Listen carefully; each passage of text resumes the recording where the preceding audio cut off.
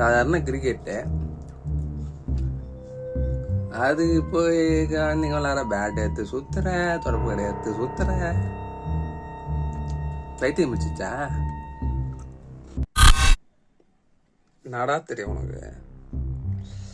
இப்போ என்ன ஏன்டா நோன்ற சேவனையும் பாட்டு கேட்டுக்கிறேன்.